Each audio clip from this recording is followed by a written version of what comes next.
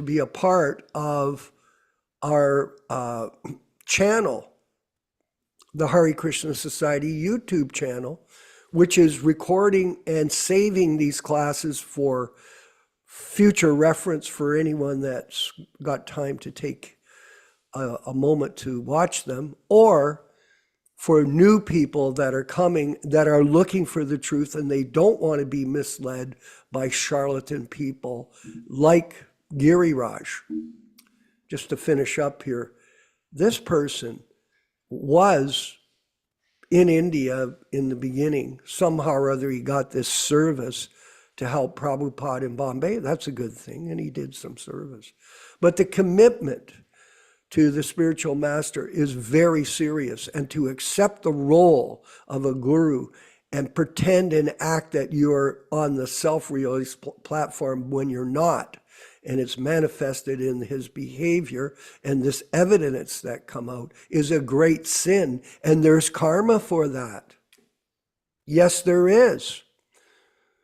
You can tell a child, don't put your hand in the fire. Prabhupada uses that example.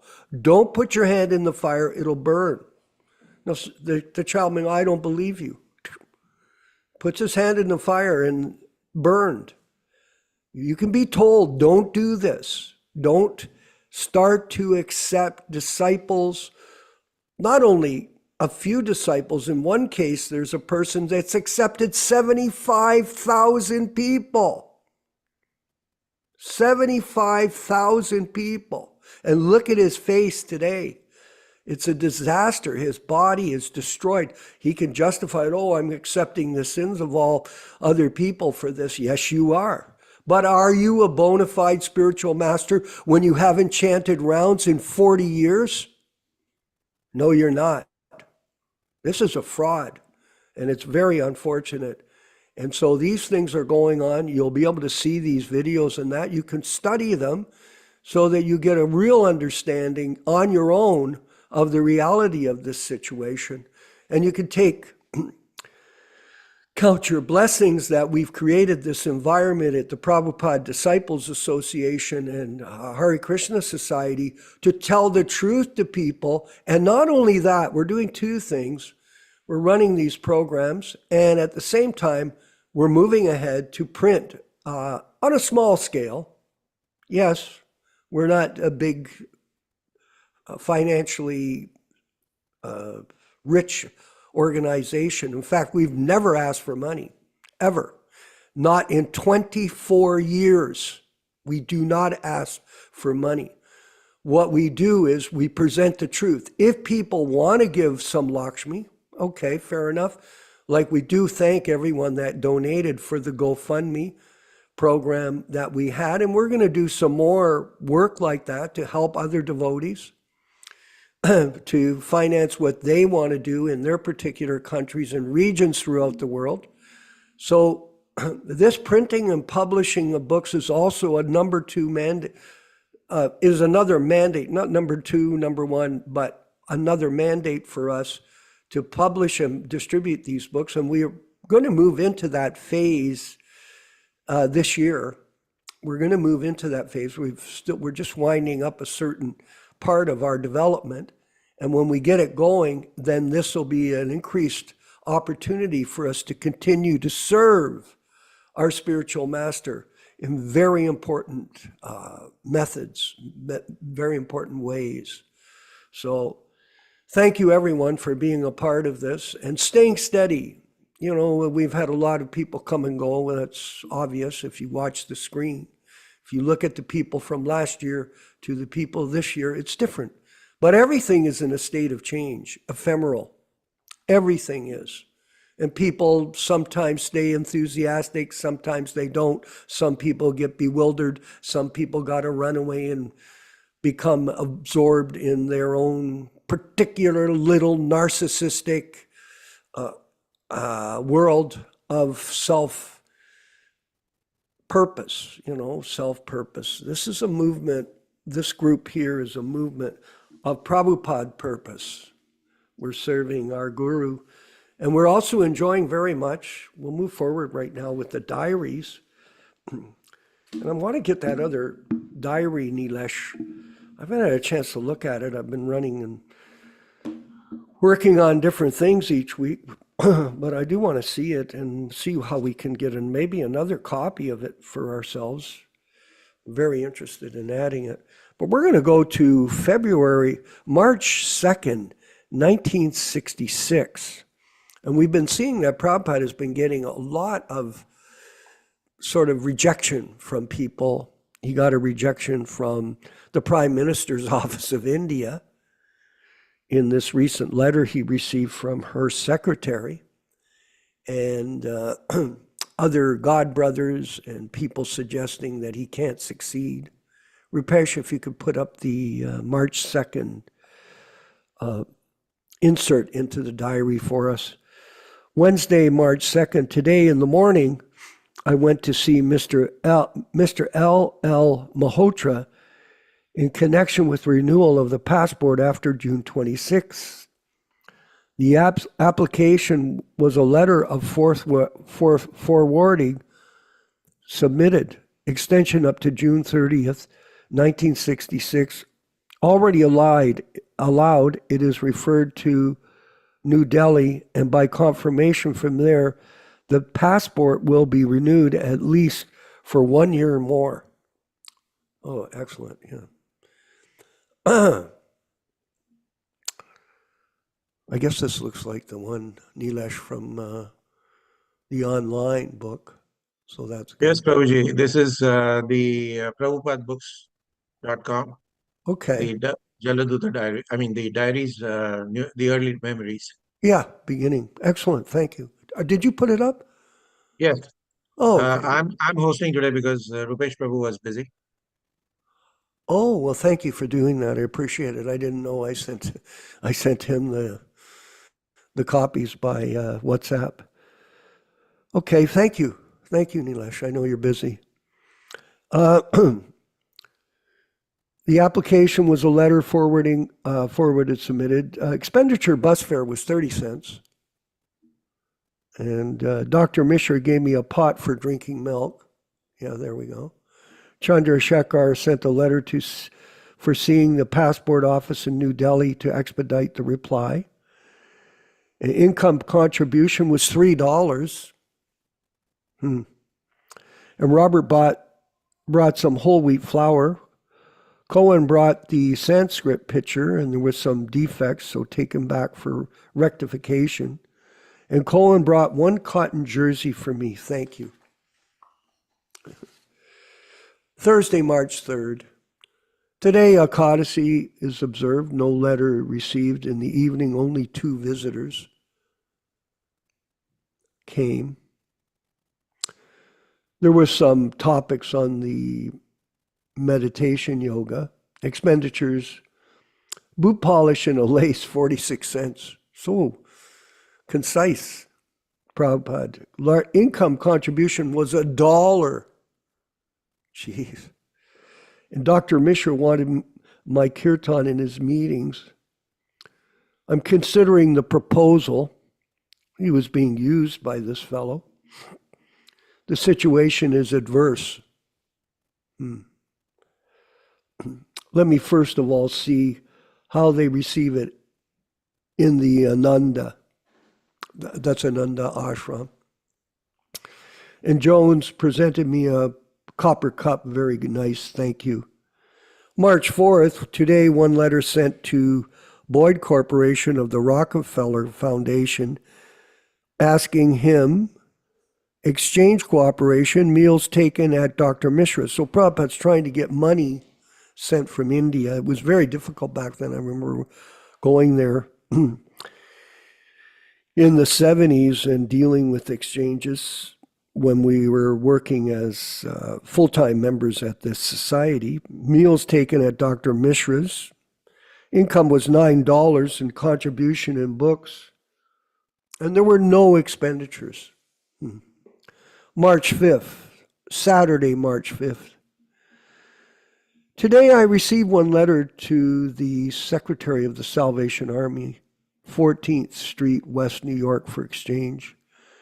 At 2 o'clock, went to Ananda Ashram. Kirtan was performed in the evening, very much appreciated. And the night passed at Ananda. Yolanda gave me a calendar and no expenditures. I sent some pictures, but anyway. We'll go to Sunday, March 6th. Sunrise at 6:30, sunset at 5:30, moonrise at 5:28, full moon, 8:46 p.m. Today, whole day passed at Monroe Ananda Ashram. In the morning, there was kirtan, and it was very much appreciated. Returned from Monroe at 6 p.m., talked with Mr. Majid of Tehran, Iran. Interested in spiritual rejuvenation of the world.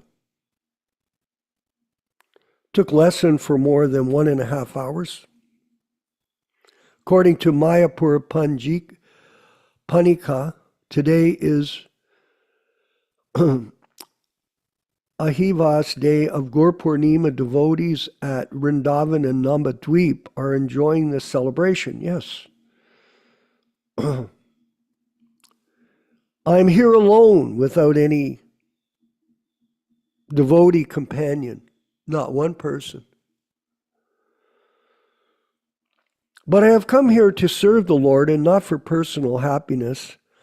I'm prepared to live in hell even if I'm able to serve the Lord. Lord Chaitanya Mahaprabhu wanted that his mission should be propagated all over the world, and that is my objective. I do not mind the inconvenience personally felt. A.C. Bhaktivedanta. Is there an addendum there? No. Okay. And Monday, March 7th, sunrise 6:28 a.m., sunset 5:54 p.m., moonrise 6:51. Pratipad in the evening, Lord Chaitanya's birthday. Fasting observed till 5:30 p.m. Very serious person. Broke fast by eating fruits and milk. From Sun, 7 ladies and a gentleman attended. Today's meeting, there were topics on Gita and Kirtan. The collection made out of contribution in books was $28.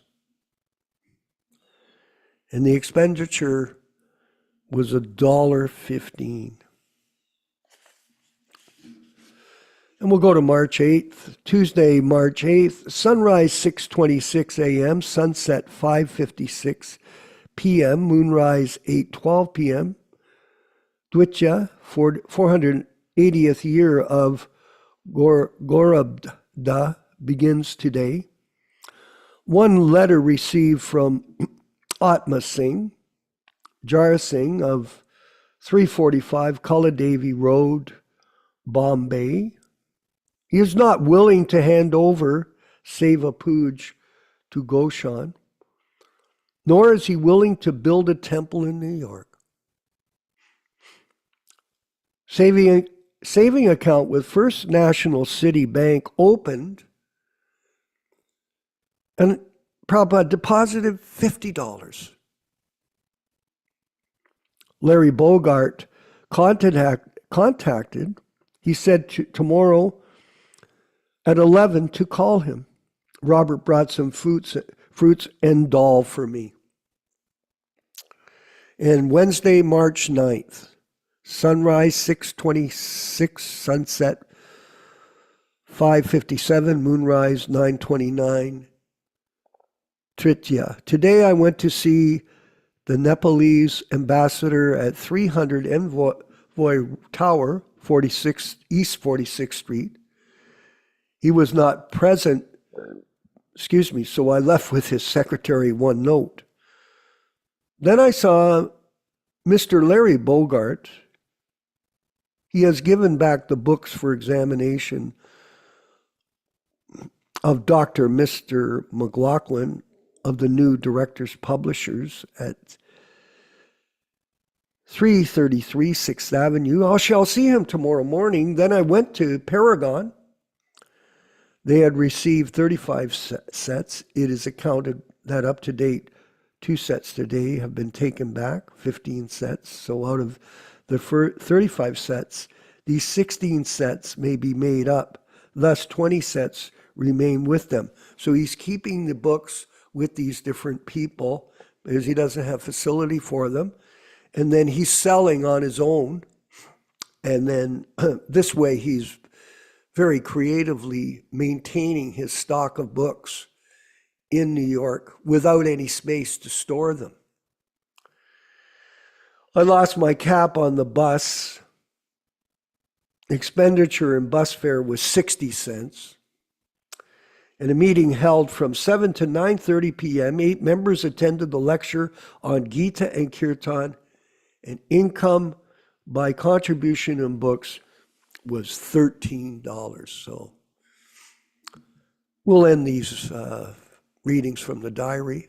Thank you very much, everyone, for being a part of this effort to protect and promote Prabhupada's legacy in his original books, in his critical study of the philosophy with our group. All glories to Srila Prabhupada.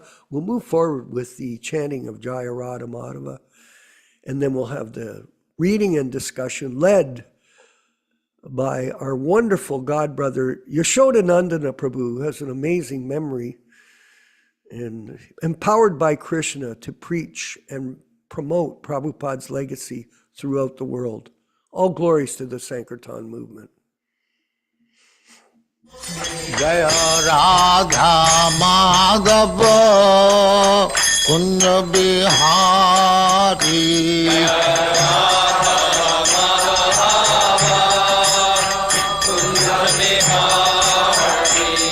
Jaya Radha Madhava Kunja Bihari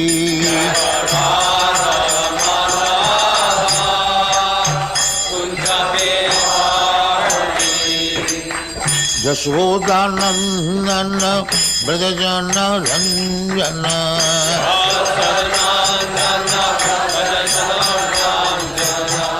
Yaśodā-nandana Brajajana Ranjana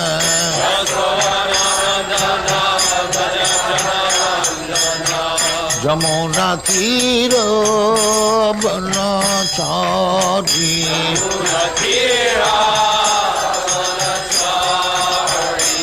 Jamuna Tira Banachari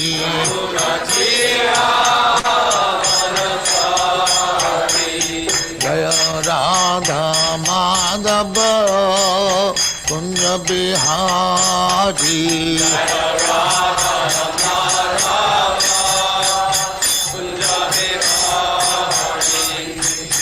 Gopi Jana Vallabha Girivaradhari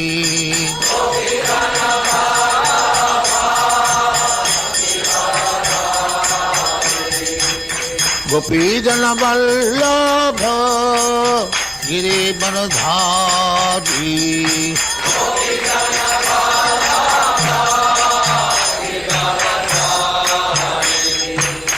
Yaśodā-nandana Brajajana Ranjana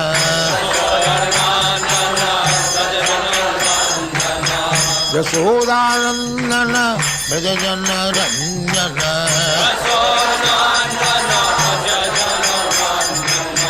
Jamuna Tira Banachari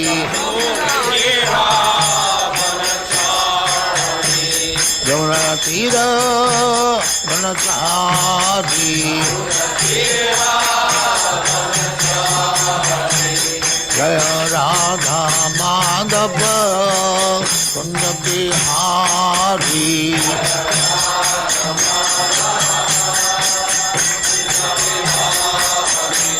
Jaya Radha Madhava Kunja Bihari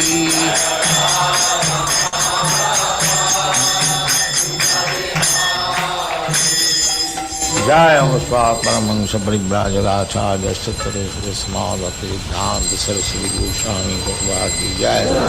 Ananta Koti Vaishnava ki Jai. Nāma-Acārya Sri Haridas Thakur ki Jai. Prem se kaho Sri Krishna Chaitanya Prabhu Nityananda Sri Advaita Gadadhar Sivasadi Gaur Bhaktivinoda ki Jai. Sri Sri Radha Krishna Mokh Gopinath Sam Khand Radha Khand Girivardhan ki Jai. Vrindavan Dham ki Jai. Navadvip Dham ki Jai. Ganga Mai ki Jai. Jamuna Mai ki Jai. New Dwarka Dham ki Jai. Swami Bhaktivedanta ki Jai. All glories to the Assembly. All glories to the Assembly. Thank you very much. All glories to you, Srila Prabhupada. All glories to you, Prabhupada. Om Namo Bhagavate Vasudevaya. Om Namo Bhagavate Vasudevaya. Om Namo Bhagavate Vasudevaya. O my Lord, Sri Krishna, the son of Vasudeva, the all-pervading personality of Godhead, I offer my respectful obeisances unto you from Srimad Bhagavatam 1:1:1. Narayanam namaskrityam Narayanam namaskrityam Naram chaiva narottamam Naram chaiva narottamam Devim Saraswatim Vyasam Devim Saraswatim Vyasam Tato Jayam Mudirayat Tato Jayam Mudirayat. One should utter the means of conquest Srimad Bhagavatam and Srimad Bhagavad-gītā after offering respectful obeisances, 1, to the personality of Godhead Narayana, 2, to the Nara-Narayana Rishi, who is the supermost human being, 3, to the Mother Saraswati, the goddess of learning, then 4, to Srila Vyasadeva, the author, from Srimad Bhagavatam 1-4. Welcome everyone to this reading and discussion on Srimad Bhagavad-gītā. As we do every week, we will be reciting a few in Sanskrit verses, which were introduced by Srila Prabhupada himself in New York in 1966, when he started his preaching mission early on in February 66. These are from before the introduction to the Bhagavad-gītā. Om Ajnana Timirandasya Jnananjana Shalakaya Chakshurun Militam Yena Tasmai Shri Gurave Namaha. I was born in the darkest ignorance, and my spiritual master opened my eyes with the torch of knowledge. I offer my respectful obeisances unto him. Sri Chaitanya Mano Bhishtam Stapitam Yena Bhutale Swayam Rupa Kadamakyam Dadati Svapadantikam. When will Sri Rupa Goswami Prabhupada, who has established within this material world the mission to fulfill the desire of Lord Chaitanya, give me shelter under his lotus feet? Vandeham Shri Guru Shri Yuta Padakamalam Shri Gurun Vaishnavam Cha Shri Rupam Sagrajatam Sahagunara Gunatan Anvitam Tam Sajivam Sadvaitam Savadhutam Parijana Sahitam Krishna Chaitanya Devam Shri Radha Krishna Padan Sahagana Lalita Shri Vishakanvitamscha. I offer my respectful obeisances unto the lotus feet of my spiritual master and unto the feet of all Vaishnavas. I offer my respectful obeisances unto the lotus feet of Srila Rupa Goswami, along with his elder brother Sanatan Goswami, as well as Raghunath Das and Raghunath Bhatta, Gopala Bhatta, and Srila Jiva Goswami.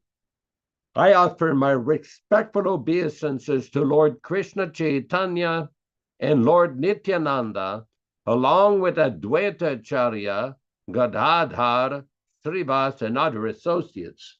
I offer my respectful obeisances to Srimati Radharani and Sri Krishna, along with their associates Sri Lalita and Vishaka. E Krishna Karuna Sindho Dinabandho Jagatpati Gopesha Gopika Kanta Radha Kanta Namostuti. Oh, my dear Krishna, you are the friend of the distressed and the source of creation. You are the master of the gopis and the lover of Radharani. I offer my respectful obeisances unto you.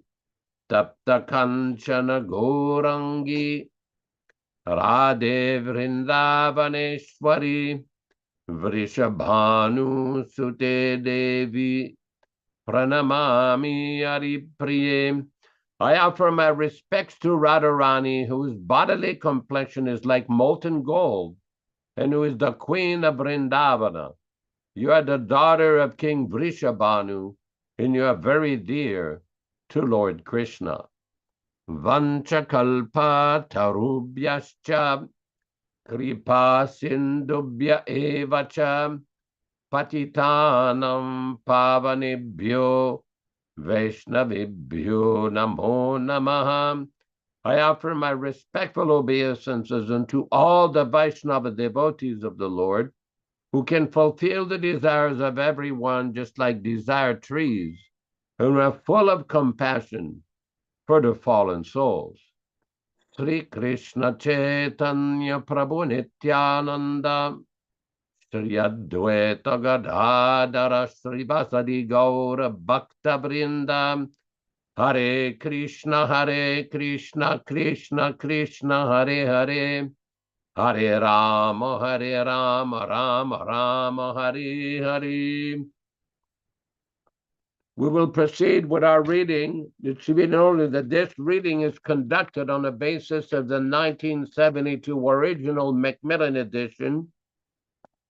All synonyms, translations, and purports by His Divine Grace A.C. Bhaktivedanta Swami Prabhupāda, Founder-Ācārya of the International Society for Krishna Consciousness, also known as the Krishna Consciousness Movement. Today we are reading from chapter 11, text 49, 48, 49. Mate vyata machabimudha bhavo drishparupam ghoramidrin mamedam vyapeta bihi pritamana punastvam tadevem idam prapashya. Ma, let it not be. Te, unto you. Vyata, trouble. Ma, let it not be. Cha, also. Vimudha bhavaha, bewilderment. Drishtva, by seeing. Rupam, form. Ghoram, horrible. Idrik, like this. Mama, my. Idam, as it is. Vyapita bihi, just become free from all fear. Pritamana, be pleased in mind. Punaha, again. Tvam, you. Tat, that. Eva, thus. Me, my. Rupam, form. Idam, this. Prapashya, just see. Translation by Srila Prabhupada. Your mind has been perturbed upon seeing this horrible feature of mine. Now let it be finished. My devotee be free from all disturbance. With a peaceful mind, you can now see the form you desire. Purport by Srila Prabhupada. In the beginning of Bhagavad-gītā, Arjuna was worried about killing Bhishma and Drona, his worshipful grandfathers and masters. But Krishna said that he need not be afraid of killing his grandfather. When they tried to disrobe Draupadi in the assembly, Bhishma and Drona were silent, and for such negligence of duty, they should be killed. Krishna showed his universal form to Arjuna just to show him that these people were already killed for their unlawful action.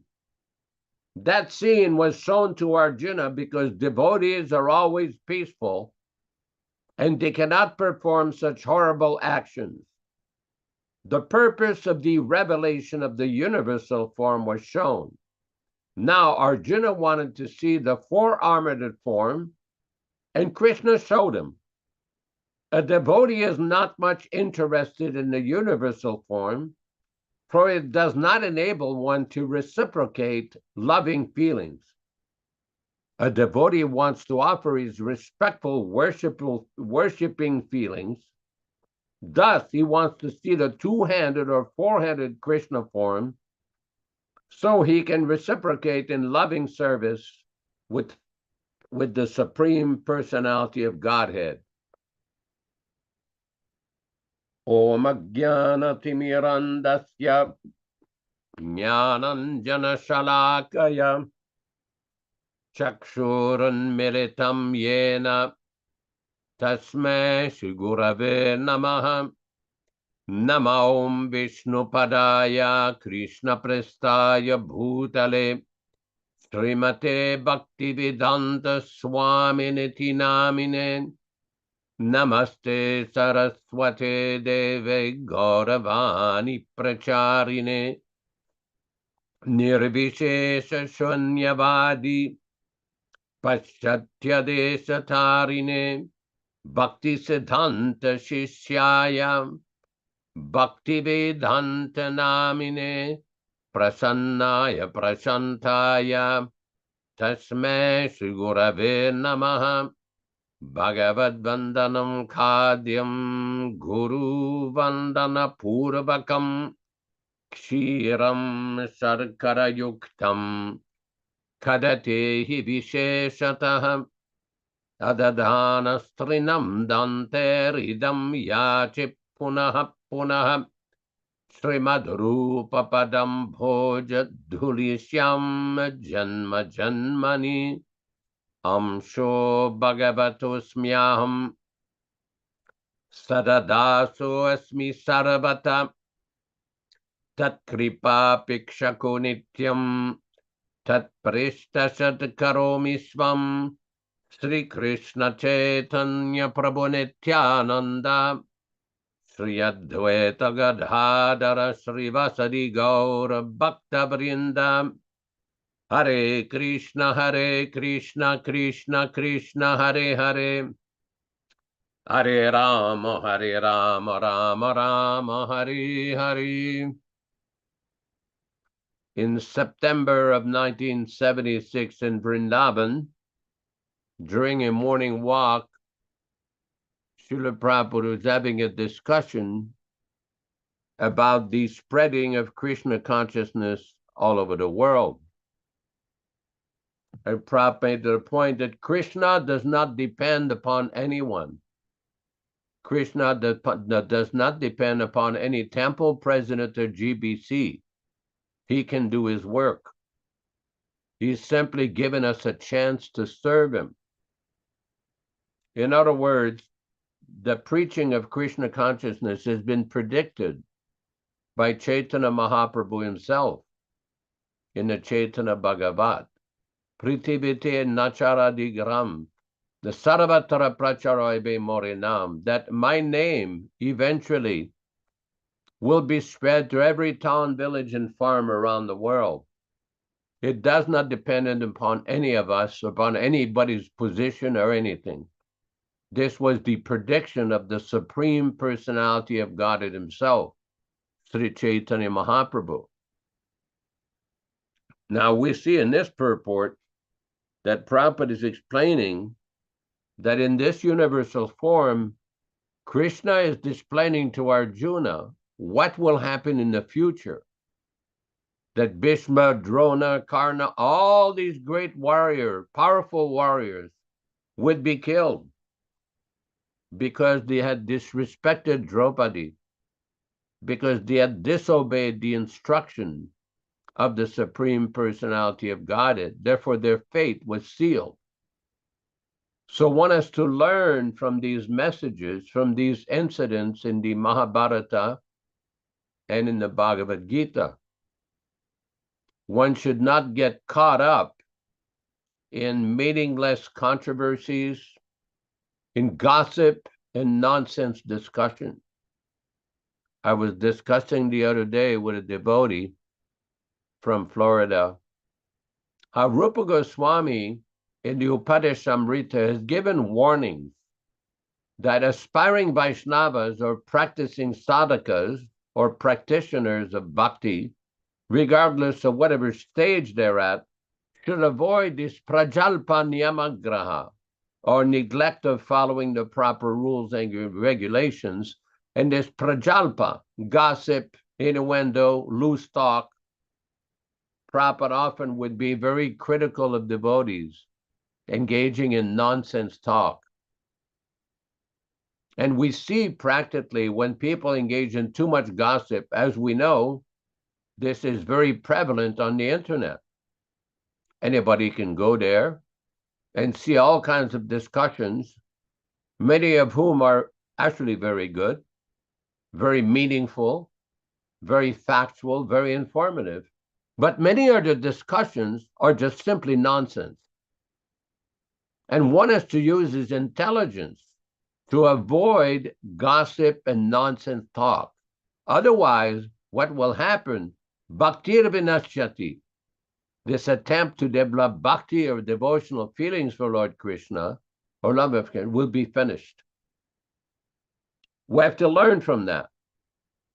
And we have seen practically so many devotees who engage in devotional practices, who engage in doing some service for some time, and then they get caught up in this prajalpa, this loose talk, innuendos, gossip, nonsense talk. And gradually, they loosen the practices, they loosen the principles, they loosen the ekadasis, and the bhakti gradually vaporizes.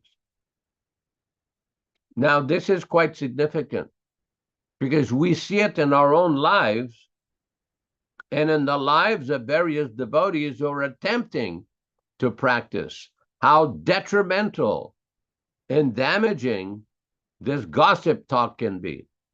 One should speak facts. One should speak according to the Shastra and the instructions of the bona fide Acharya.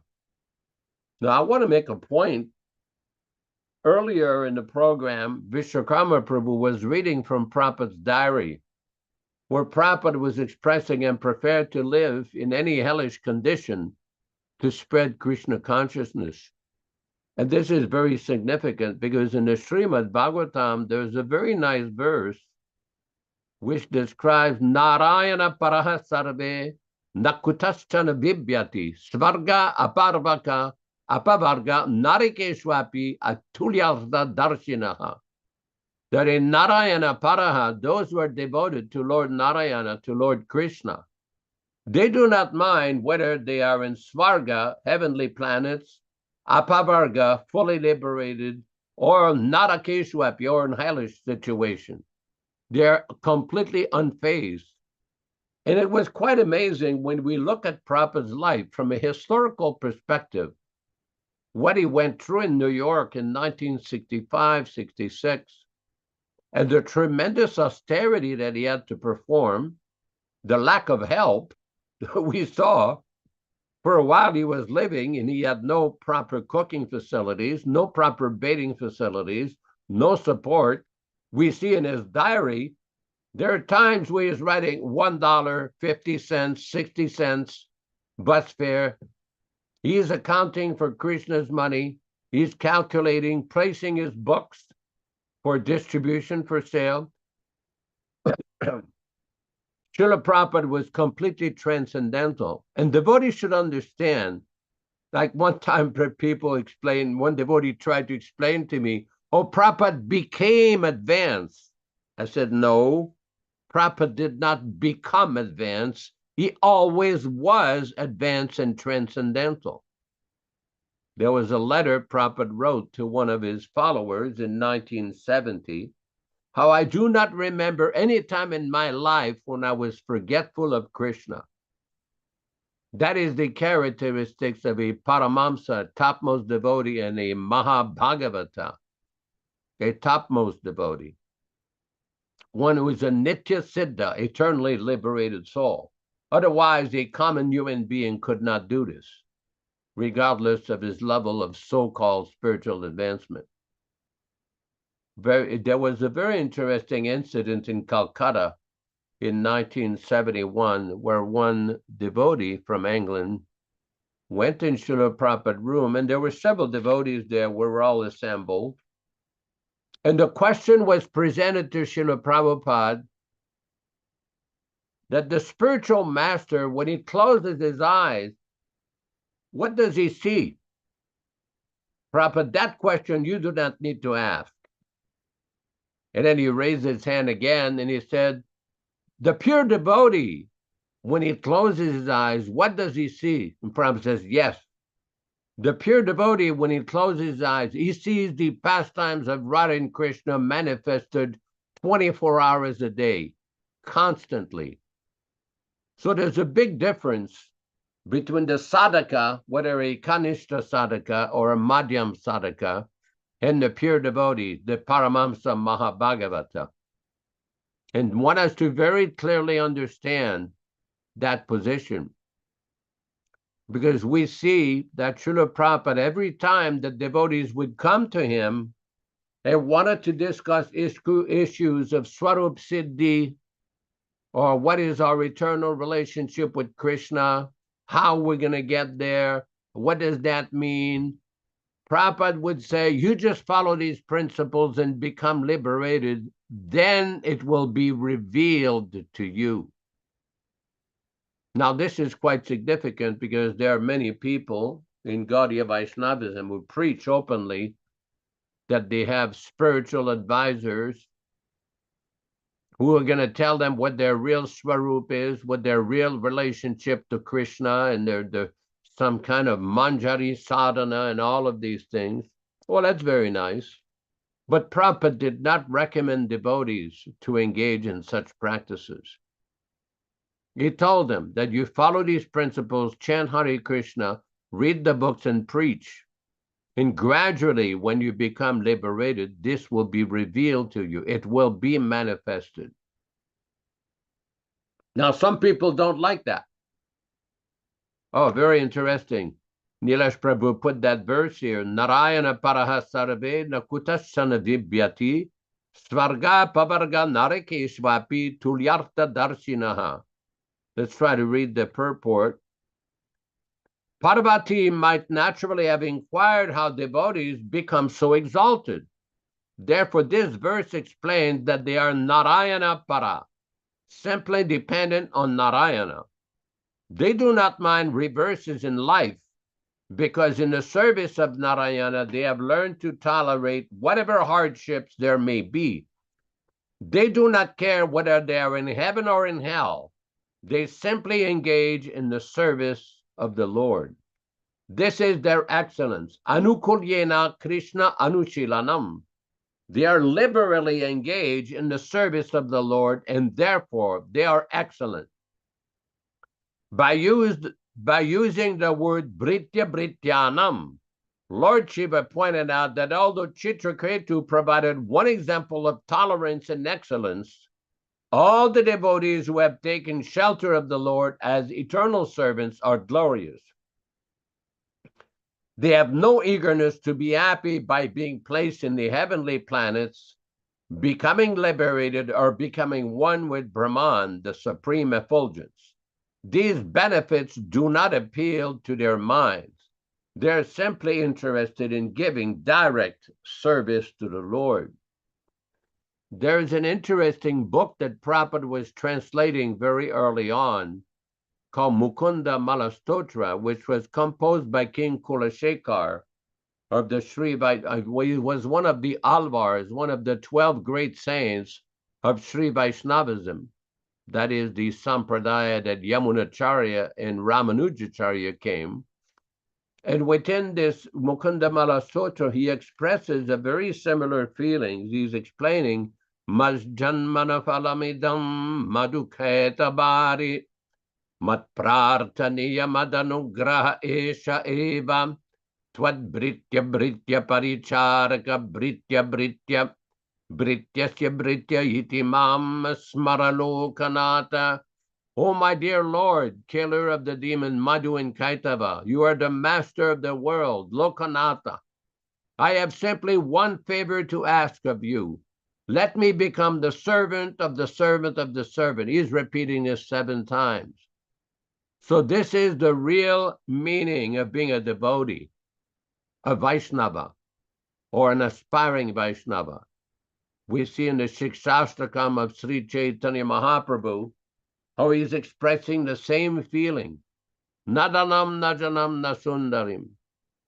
There's a very famous verse that is cited by Rupa Goswami in his book called Padyavali, which is a compilation of various prayers by great devotees and acharyas, where he's explaining Gopi Partuhu Padakamalayor Dasa Dasa Anudasaha, that I simply aspire to become the servant of the servant of the servant of the damsels of Vrindavana.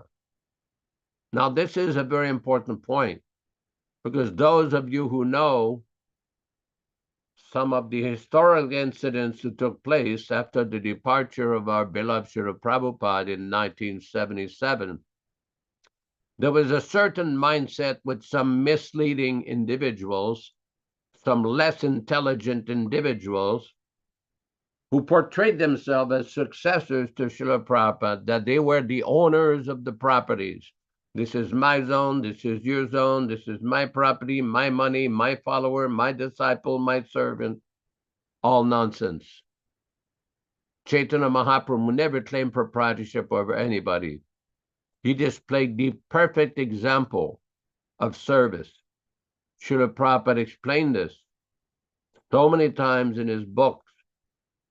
Very important, because very early on, when devotees started to pay obeisances to one another, many devotees did not quite understand why we're paying obeisances to the other devotees and calling them Prabhu or Prabhus.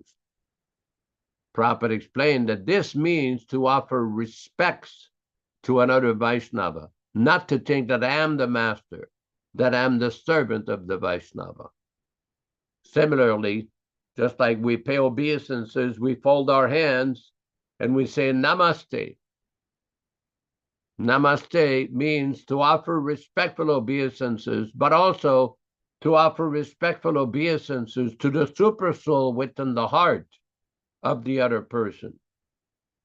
So it is very important as practicing Vaishnavas and aspiring Vaishnavas to properly understand the philosophy and not get caught up in misleading false ideas and false propaganda, gossip nonsense.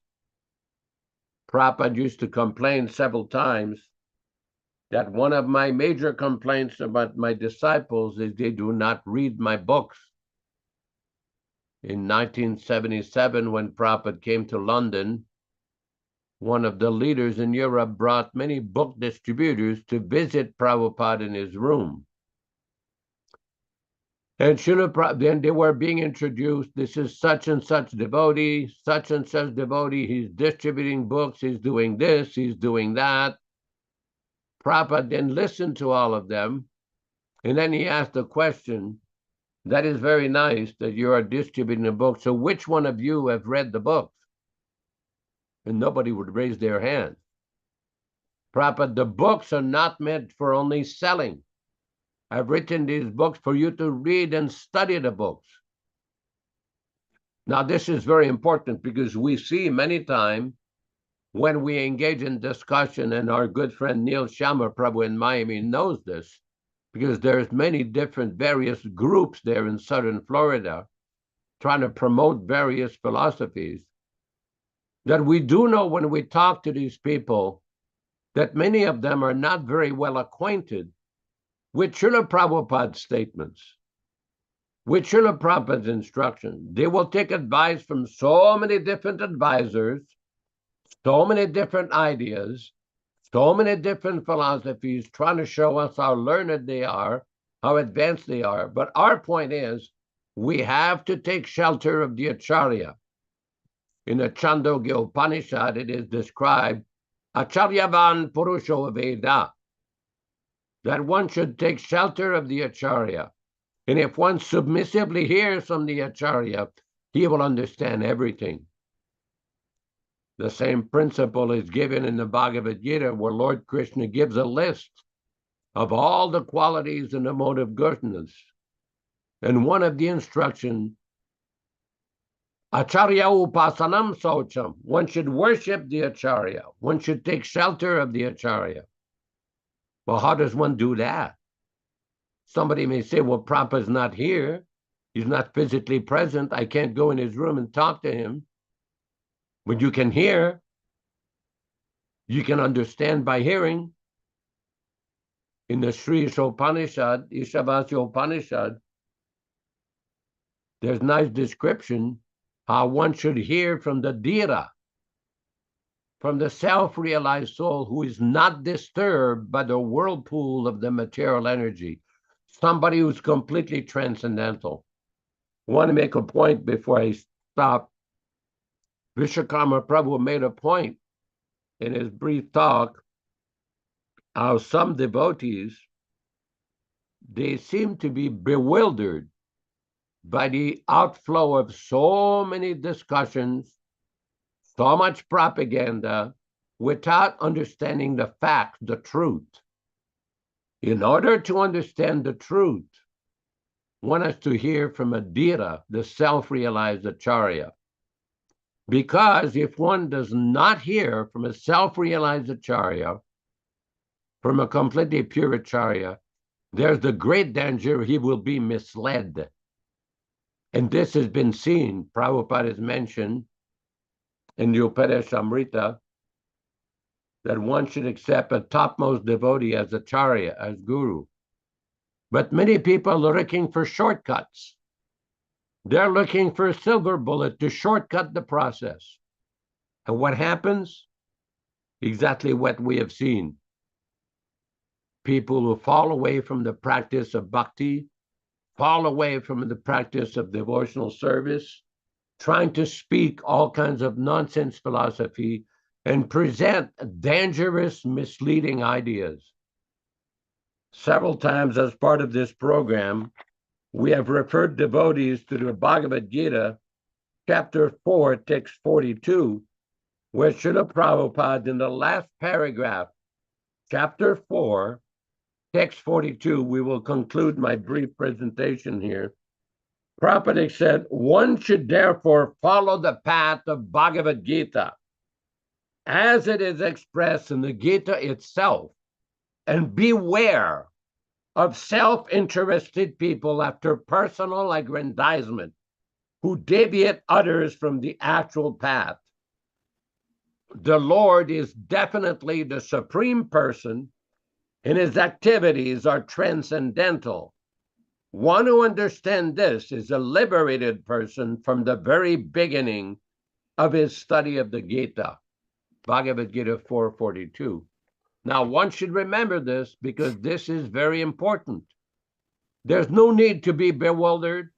There's no need to be confused. One can avoid all the confusion, all the problems, simply by taking shelter of the self-realized Paramahamsa Srila Prabhupada in his transcendental books, in his transcendental instruction, in his unrevised, non-interpolated, here we go, right there on the screen. Prabhupada says, a bona fide spiritual master is in a disciplined succession from time eternal. And he does go down a little bit. and he does not deviate at all from the instructions of the Supreme Lord as they were imparted millions of years ago to the Sun God, from whom the instructions of Bhagavad-gītā have come down to the earthly kingdom. This is the same principle Prabhupada describes in all of his books.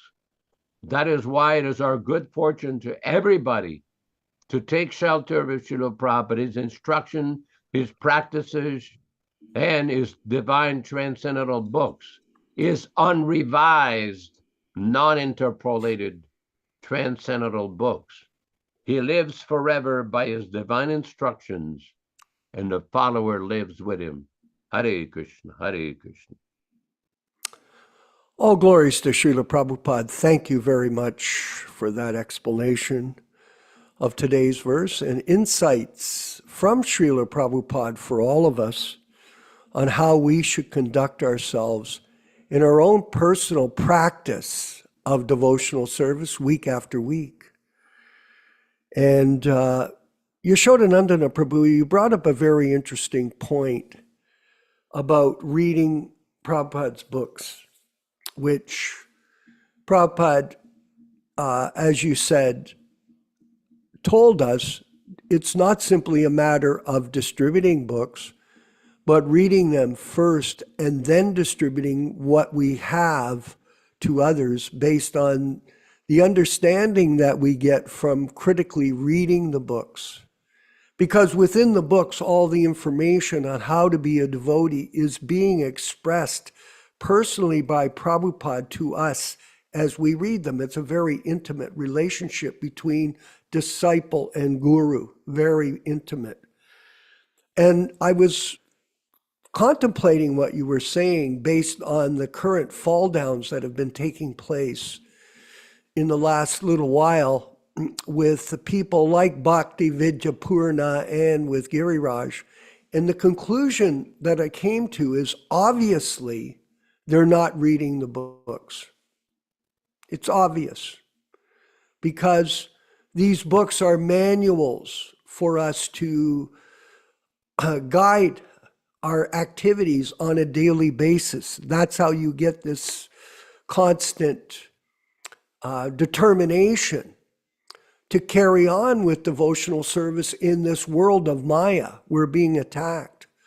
So the devotee goes to the manual. The books are the manuals for us on how to protect ourselves from Maya. They're not reading. They're not studying. And Prabhupada knew that even while he was with us personally, that most of his disciples were not studying his books. What to speak of these new people that are coming up with their own garbage books, like, for example, this book from Radhanath, which, as Panchagota explained to us, they printed these books in Ukraine and distribute them opposed to Prabhupada's books. So it's like a desert. It's a vacant desert. You're going to die from these books because there's no substance in them. There's no realization. There's no message from Kṛṣṇa coming through Prabhupada's Vani incarnation. So, this critical study of the books, which we're conducting at the Prabhupada Disciples Association, is vital to everyone's spiritual well-being. It's a critical study. We're not repeating the same things. We're studying the books and exposing these facts to the devotees that attend. That's what we're doing. And in this way, people get the proper guidance. These people that are taking the role of guru, but they're not taking shelter of Prabhupada and the association of bona fide disciples, they're God brothers, they're anarchists. Anarchy is what's going on here, where everybody, especially these so-called leaders, they don't really cooperate with each other. They don't. They're only interested in their own personal corporations or companies, their own personal success. There was competition back in the day. Yes, there was competition. Prabhupada encouraged competition. But it was done in a spirit of cooperation, Nilesh. It was. It was never that you were thinking, oh, well, look at how big of a devotee I am by how much money I've done, how many books I've sold, and now I'm a better devotee than everyone else. There is no cooperation in the ISKCON movement, none. If you go behind the scenes, you'll see it. We've seen it for 50 years, and this has been exacerbated by these people becoming independent gurus of cults that they've created for themselves. Sure, it's a good business.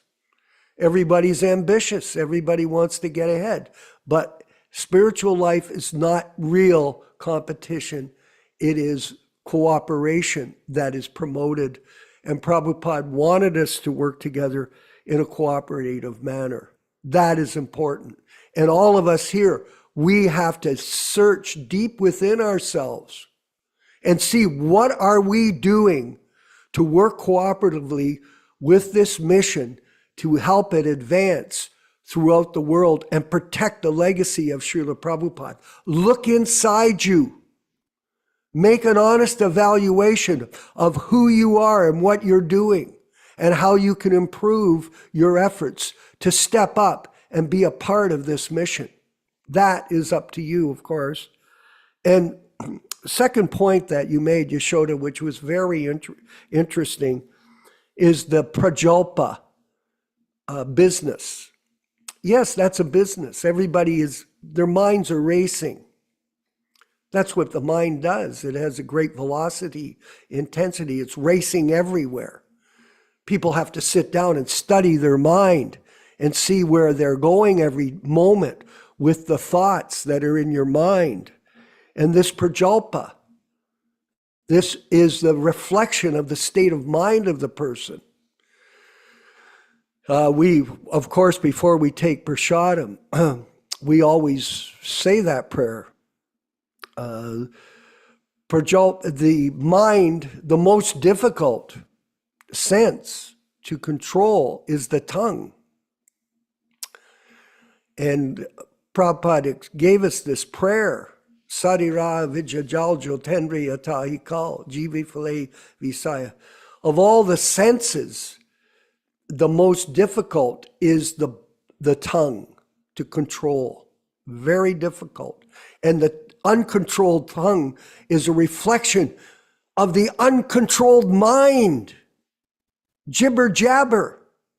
Talk, talk, talk. It's actually aggravating. I find it very aggravating because most of the time we have to listen to people just talk nonsense.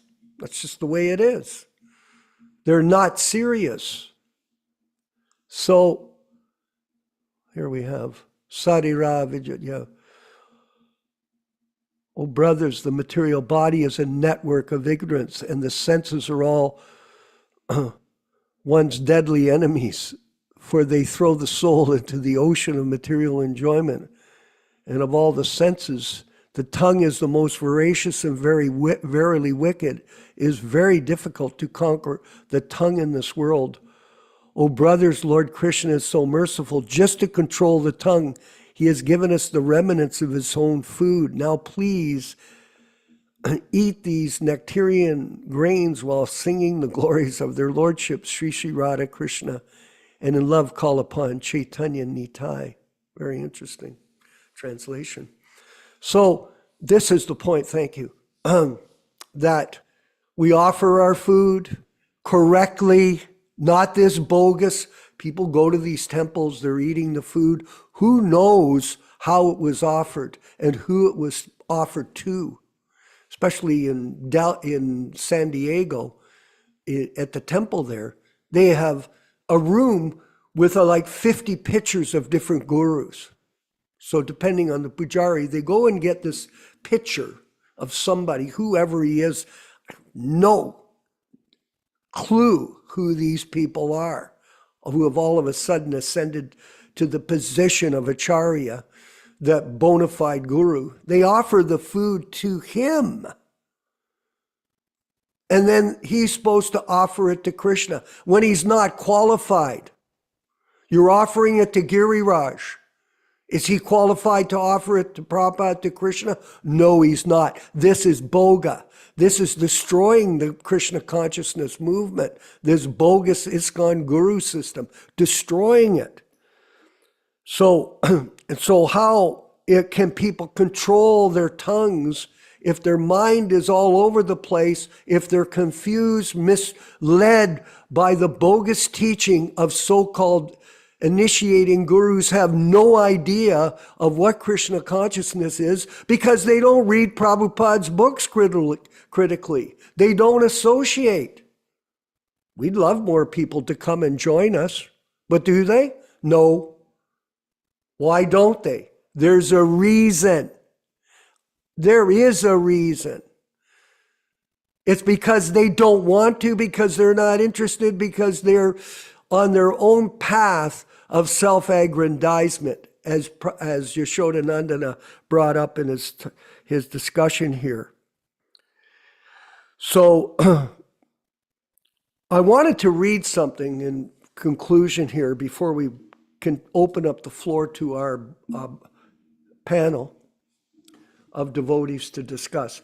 This is from a Srimad Bhagavatam lecture given in October 22nd, 1972 by Srila Prabhupada. And it's so concise, the information that's given here to us on what has happened to this mission and what happened to the Gaudiya Math, and Prabhupada's direct experience with them when they destroyed the mission after the departure of Bhaktisiddhanta Saraswati Goswami Prabhupada. Yes, they destroyed the mission. The Gaudiya Math destroyed Bhaktisiddhanta's mission, and Prabhupada was a witness to it, and we are a witness to it currently.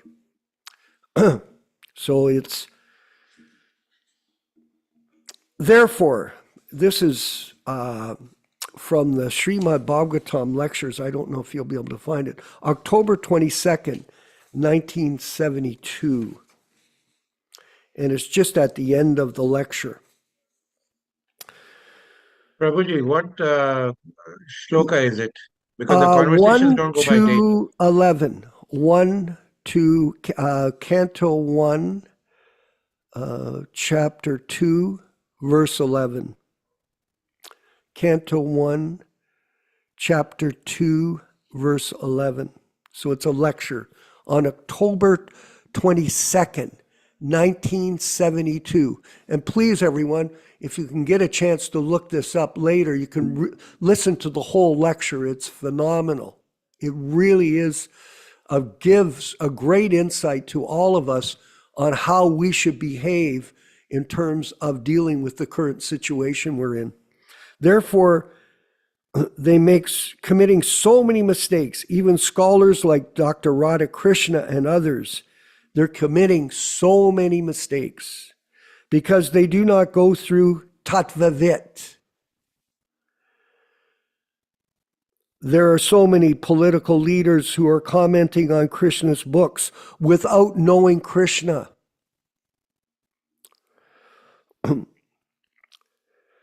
Without any knowledge of Krishna, just see their impotency without knowing Krishna.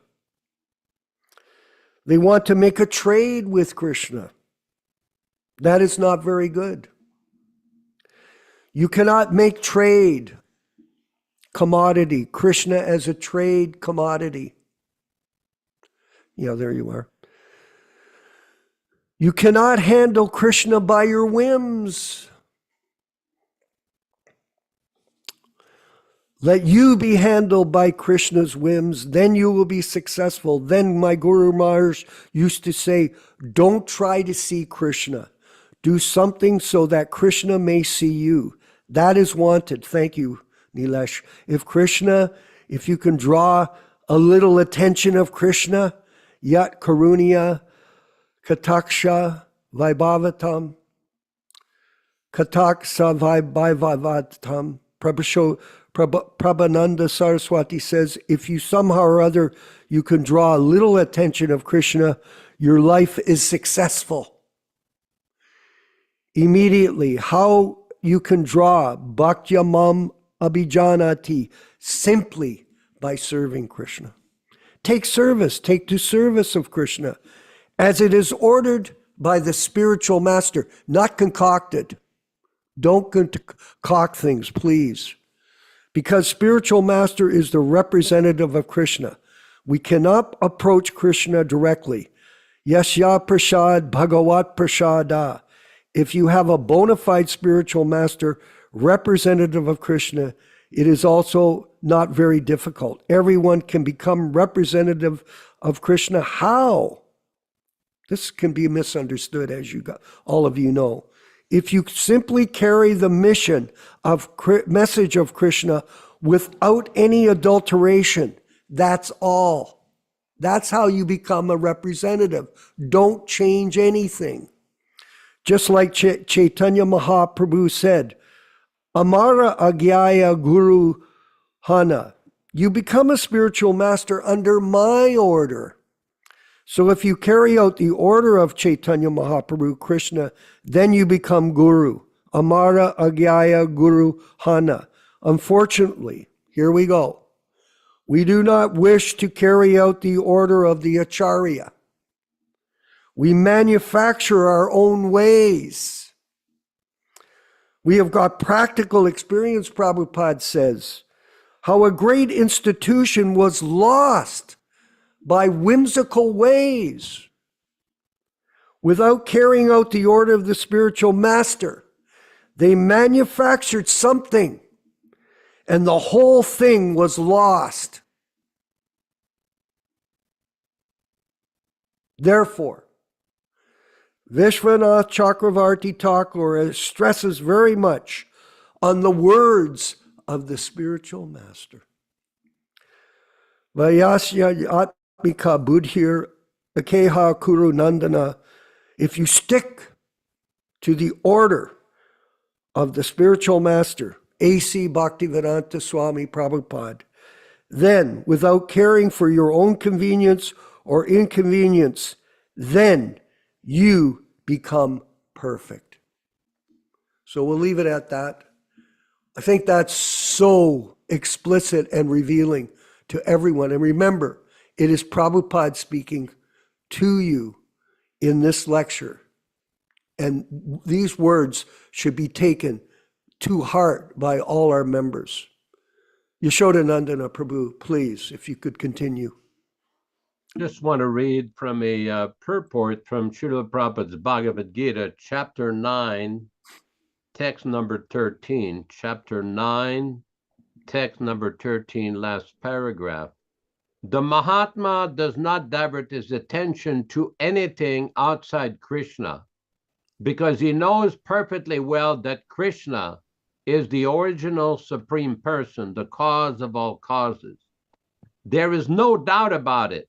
Such a Mahatma or great soul develops through association with other Mahatmas, pure devotees. Pure devotees are not even attracted by Krishna's other features, just as the four-armed Mahavishnu. They are simply attracted by the two-armed form of Krishna. Simply, they are not attracted to other features of Krishna, what to speak of the demigods. They're not concerned with any form of a demigod or of a human being. They only meditate upon Krishna in Krishna consciousness. They're always engaged in the unswerving service of the Lord in Krishna consciousness, which brings up the question, why was the worship of demigods introduced in ISKCON after Prabhupada departed? Based upon this reading of Srila Prabhupada, how Prabhupada described the importance of exclusively worshiping Krishna. It seems that some people never got it, never understood the point. Thank you very much. Glory to Srila Prabhupada. We're going to call upon our God brother in Dallas, Texas, one of the regular participants to this program, Dharma Bhavana, and ask him to share some insights for us as we move forward in this discussion. Hare Krishna, of course, Prabhupada. Thank you. Yeah, this is a very interesting class today. I was just reflecting how back in the 1970s, if you came to a temple, you became attracted to meeting devotees and associating.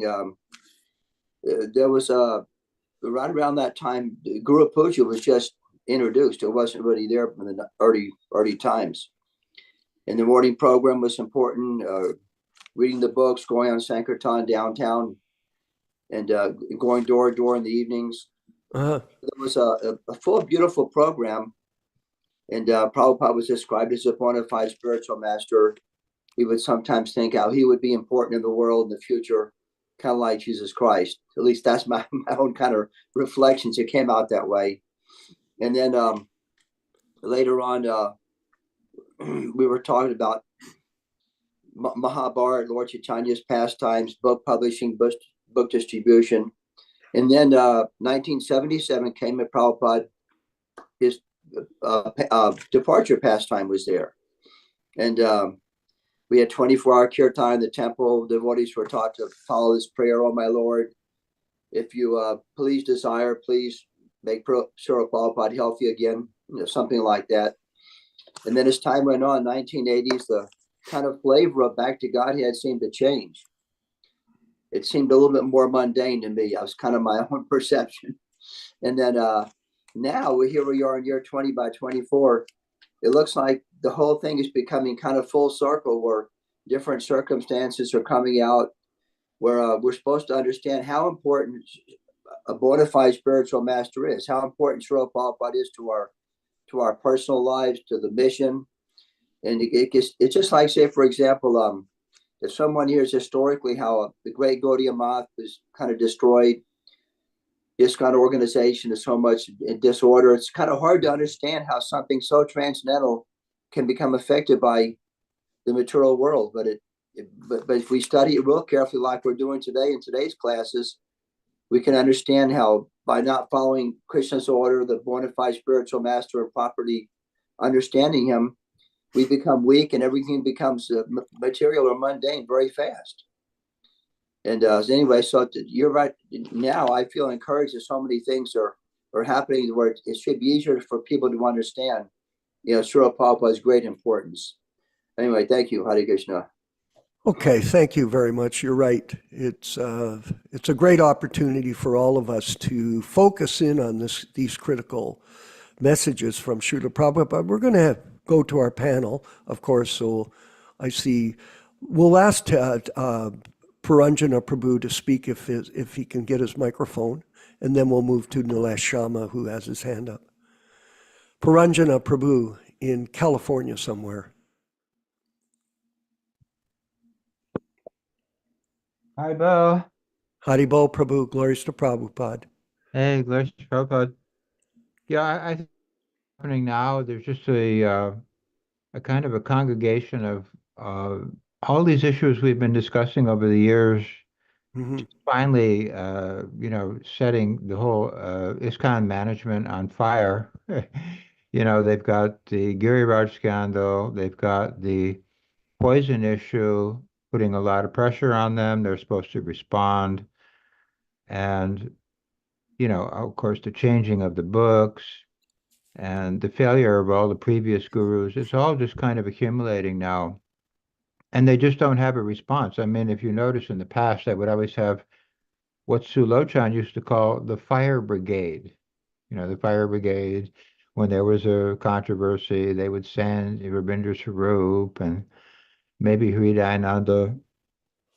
Two different people would always come, Mukunda Swami, and try to pacify the situation and control the controversy. They used to call it controlling the controversy.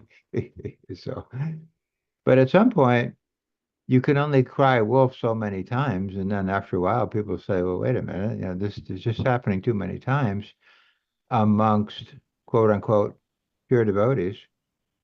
But we're definitely making progress. I have a friend who is a follower of Gaur Govinda, and even he is saying the biggest mistake in ISKCON has been promoting conditioned souls as acharyas. Of course, he can't quite admit that Gaur Govinda was part of that whole process.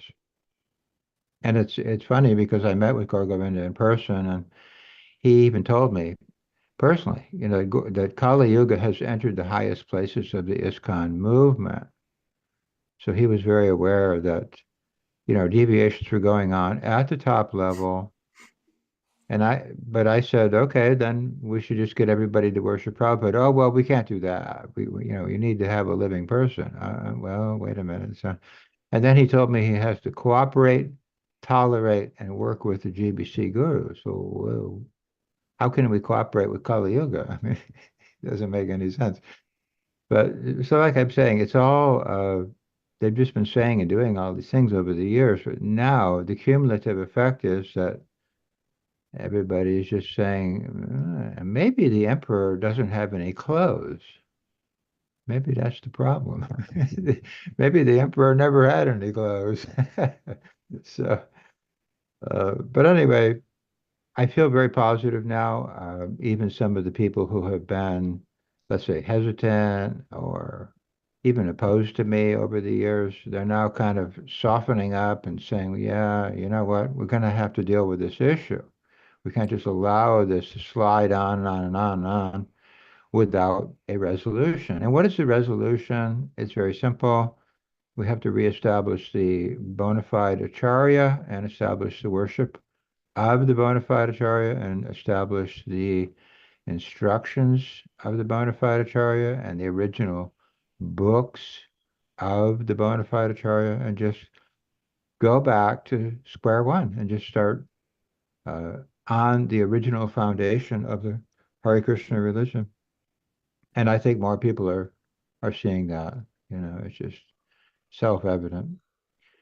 And so that's basically my report now. And I'm getting a lot of little spies, here, there, who used to be this guy's servant and that guy's servant, and they lived with this guy and that, and they're giving me little tidbits of information now. So I think they want to get their story out, and I think they want to expose this, and they want to bring the false empire down. And so we're getting more help, and it's very encouraging.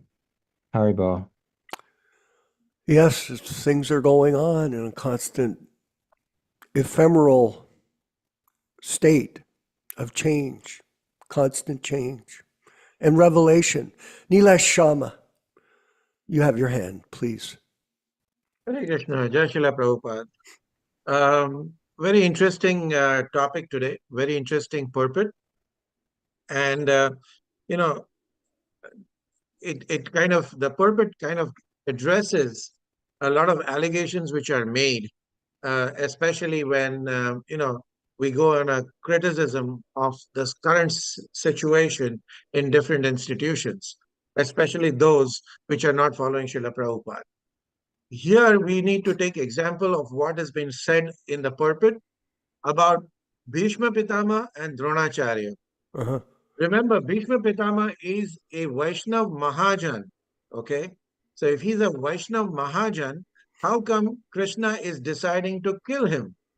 Remember what he did. He remained quiet during the disrobing of Draupadi.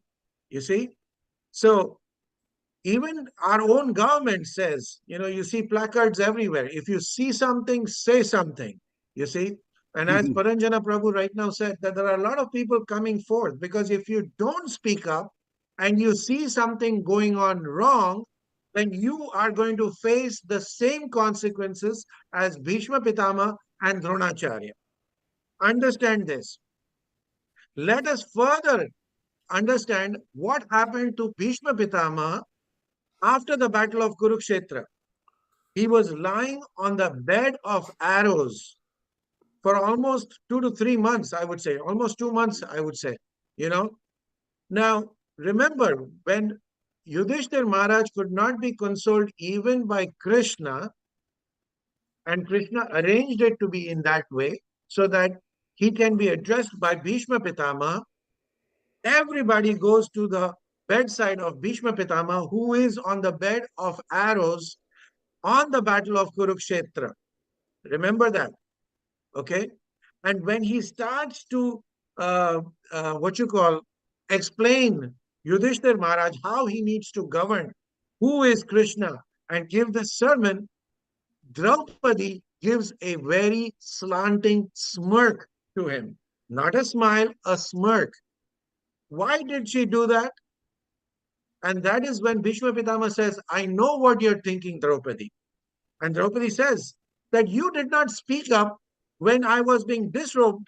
What gives you the authority to become an Acharya, a guru now, and talk to Yudhishthir Maharaj? And what does Bhishma Pitama say at that time?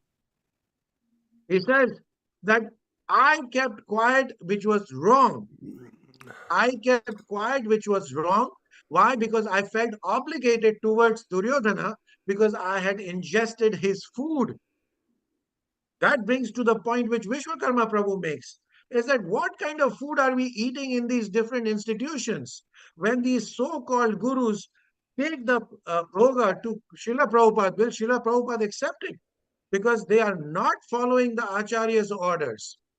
So, Bhishma Pitama said that I have bled all the blood out of my body, which was indebted to Duryodhana because I had ingested that food. So if we remain quiet, and also you need to the Prabhu, you need to encourage more and more people who are in the other camp that if they see something wrong, they need to report it. They need to speak up. Otherwise, their fate is going to be similar like Bhishma and Dronacharya. So this purport is very, very critical. Very, very critical. So those of us who think that we are very criticizing people is because we don't want to face this death. We will speak up when we say things wrong and we will guide you in the right direction. And hopefully, Krishna is blessing you with the intelligence. Remember, smaranam apohanam cha, remembrance and forgetfulness is because of Krishna. So when Krishna has blessed you with certain remembrance, smaranam, speak up. Otherwise, face the consequences like Bhishma and Dronacharya. I would love to know what Yaśodā-nandana Prabhu has to say about this. Hare Krishna. Yes. Yaśodā-nandana, please give us your closing remarks as we move to the end of the program. Well, a very important point is being raised here about speaking the truth, about speaking up. Recently, I had one devotee who sent me a note saying that you're trying to be the next Acharya. And I didn't even reply, along with various other accusations, which I felt were a little not based on fact, but gossip. But the point is, Prabhupada expects us not to remain silent. And let me give an example. In the early 1970s, there was an incident in New York where a devotee was involved with a Japanese lady, and she ended up cooking chicken in the kitchen. When Prabhupada found out about it, he was very upset. And basically, he formed a committee to investigate the facts of what had taken place. And Prabhupada criticized one senior devotee. Why is it that you did not protest this, that you did not correct this? Why is it that I have to be involved when you should have spoken up immediately? And this point raised by Neil Prabhu is very important. Devotees have to wake up, not accept any kind of nonsense idea, nonsense statement, and nonsense behavior, and just go along with it. They have to go back to Prabhupada's instruction, take shelter of Prabhupada, and refute all this nonsense. Because sometimes on this program, we hear comments, oh, you too are always criticizing this. No, we're not criticizing. We are fact-finding what is going on to preserve Prabhupada's legacy and the integrity and purity of his teachings. And if somebody, well, who gave you that position? Prabhupada gave that position to every one of his disciples and followers, not just to two of us, to everyone. It's everyone's responsibility to read his books and protest if they see some nonsense. Bring it out, speak out. This is very important. Otherwise, Bhaktivedanta Thakur mentioned this in one of his writings, that the duty of a Vaishnava is to root out the impurities in the Sampradaya, the non-followers, the pseudo-followers, the Sahaja followers who are misrepresenting the teachings. This is very important. Thank you very much. Hare Krishna. Thank you. And thank you everyone for participating today. We all carry, Prabhupada said, my disciples, all of my disciples carry my legacy. So he has empowered all of us to protect the disciplic succession and the wonderful opportunity that all of us have to study and learn. How can you become expert if you don't practice? You can't. Expertise comes by practice, and practice is in the careful reading of Prabhupada's books and participation in our programs. We do insist that people come to our programs on a regular basis if they're interested in initiation. If you want to become a Prabhupada disciple, through our organization of devotees, you have to attend the classes. If you don't come to the classes, it speaks for itself, for us, that you're not interested. You're really not interested in being, you're going to some class, you're going to do something with your time, but it's not this. And so, it's not something that reflects well on your seriousness, how serious you are. So initiation is important for people. And if you want to discuss initiation with us, we're open for discussion. Anyone can reach us at any time. They just have to be interested, seriously interested in this process of Krishna consciousness. So thank you, everyone, for being a part of the program today. And carry on reading. I'm reading ahead with the Bhagavad-gītā. This Bhagavad-gītā, I'm on chapter 17. Very, very enlivening. I started reading a couple of months ago and keep going through it, and it's just so inspirational. And along with that, attending all these programs that we're having, it's so helpful to keep us fixed up in Krishna consciousness. That's a term that we use, how to be fixed. And chant your rounds every day. And follow the regulated principles, and then the magic will happen. It's a recipe of success, Panchagoda. It's the recipe of success. And it's not difficult. It's difficult for the crooked. Simple for the simple, and difficult for the crooked, Prabhupada would say. So let's finish up our program with the chanting of Hare Krishna, with Prabhupada leading by his bongo drum. So stay on, chant along. It's only, I'm going to say it again, 2.5 minutes long. It may seem like a long time, but it's only a couple of minutes in your 24-hour day. All glories to Srila Prabhupada. Hare Krishna, Hare Krishna, Krishna Krishna, Hare Hare, Hare Rama, Hare Rama, Rama Rama, Hare Hare. Hare Krishna, Hare Krishna, Krishna Krishna, Hare Hare, Hare Rama, Hare Rama, Rama Rama, Hare Hare. Hare Krishna, Hare Krishna, Krishna Krishna, Hare Hare, Hare Rama, Hare Rama, Rama Rama, Hare Hare. Hare Krishna, Hare Krishna, Krishna Krishna, Hare Hare, Hare Rama, Hare Rama, Rama Rama, Hare Hare. Hare Krishna, Hare Krishna, Krishna Krishna, Hare Hare, Hare Rama, Hare Rama, Rama Rama, Hare Hare. Hare Krishna, Hare Krishna, Krishna Krishna, Hare Hare, Hare Rama, Hare Rama, Rama Rama, Hare Hare. Hare Krishna, Hare Krishna, Krishna Krishna, Hare Hare, Hare Rama, Hare Rama, Rama Rama, Hare Hare. Hare Krishna, Hare Krishna, Krishna Krishna, Hare Hare, Hare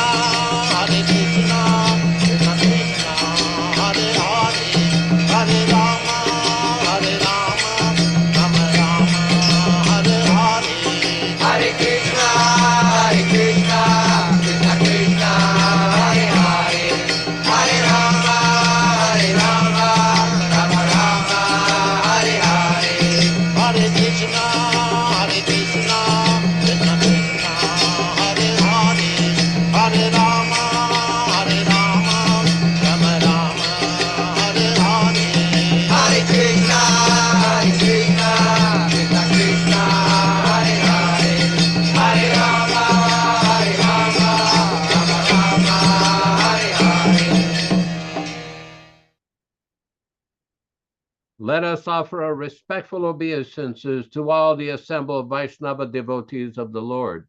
Vanchakalpa tarubhyascha kripa sindubhya evacha patitanam pavanebhyo Vaishnavibhyo namo namaha.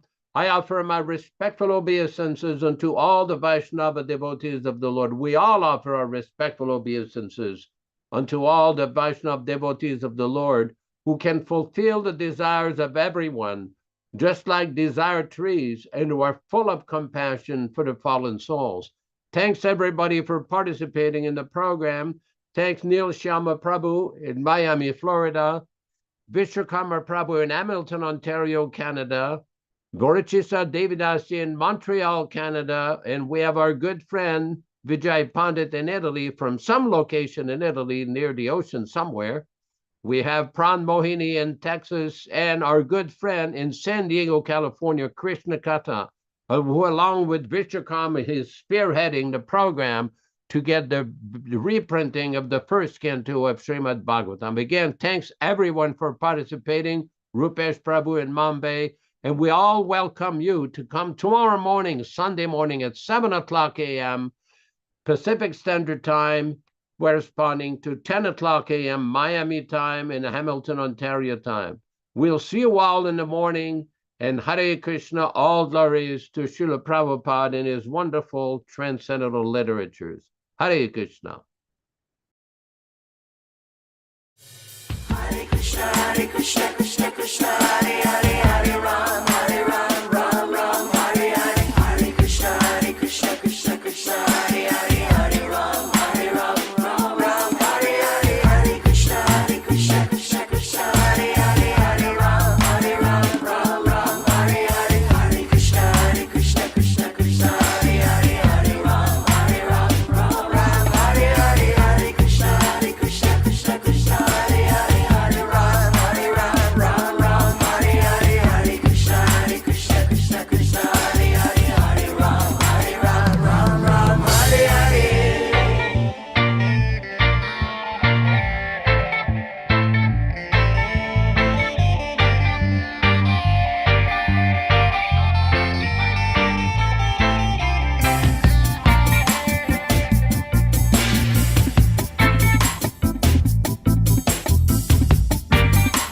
Hare Ram,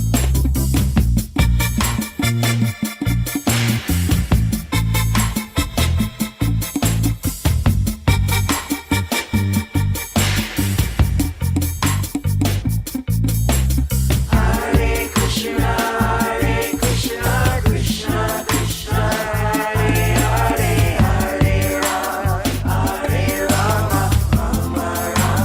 Hare Hare. Hare Krishna, Krishna Hare Hare, Hare Ram, Ram Hare Hare. Hare Krishna, Krishna Hare Hare, Hare Ram, Ram Hare Hare. Hare Krishna, Krishna Hare Hare, Hare Ram,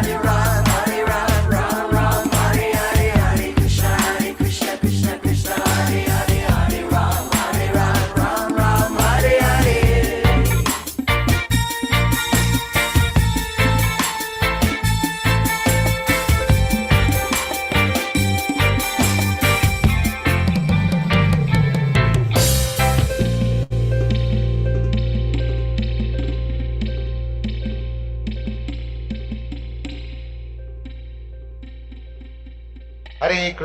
Hare Krishna, Krishna Krishna, Hare Hare, Hare Rama, Rama Rama, Hare Hare.